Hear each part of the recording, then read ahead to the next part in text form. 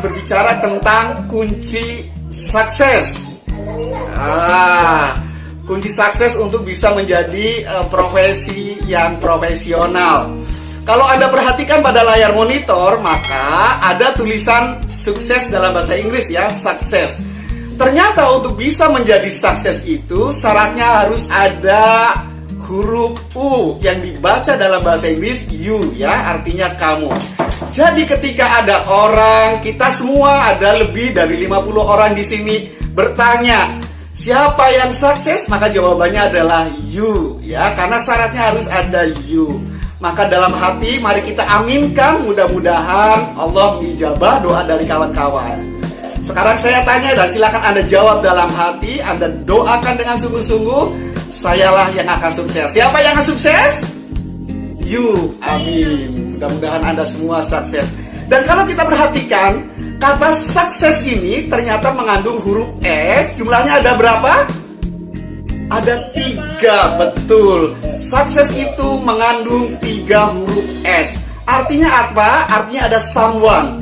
Sukses itu tidak cukup hanya kamu, harus ada seseorang yang lain. Seseorang itu jumlahnya ada 3 ya. Itu diindikatorkan dengan 3 huruf S. Siapa saja?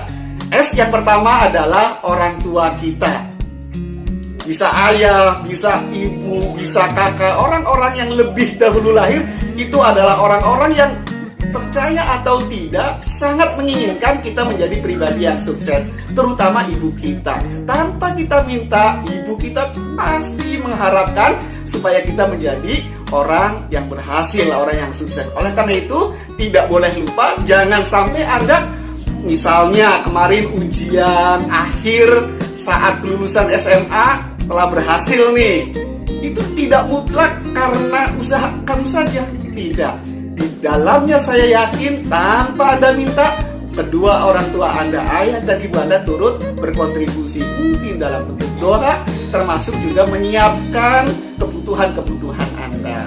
Itu ya. Kemudian S yang kedua adalah someone, berikutnya guru, dosen, pengajar, pendidik, mungkin ustadz atau ustadzah kita. Mereka-mereka lah yang telah membimbing kita, ngajari kita, sehingga kita yang tadinya tidak tahu menjadi lebih tahu ya. Dan S yang ketiga adalah sahabat-sahabat kita. Ngomong-ngomong, teman-teman tahu nggak bedanya antara teman dengan sahabat? Atau mungkin ditambah, bahkan ada yang mengistilahkan apa sih sebenarnya bedanya antara pacar, teman, dan sahabat. Saya informasikan, teman itu adalah 1000 orang yang datang menemui kita ketika kita sedang senang.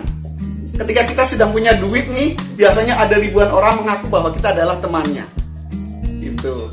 Kalau pacar katanya adalah satu orang yang membuat kita melupakan 1000 orang. Ini sangat filosofis sekali. Adapun sahabat, Anda tahu siapa sahabat? Sahabat adalah satu orang yang setia menemani kita ketika 1000 orang meninggalkan kita.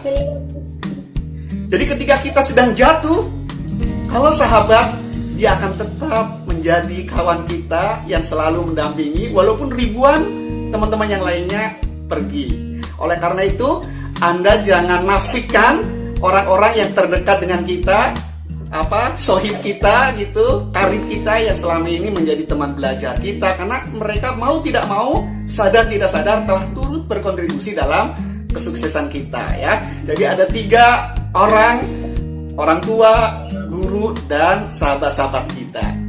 Selain huruf S ada huruf C2. Nah, C2 di sini adalah C yang pertama, kapasitas.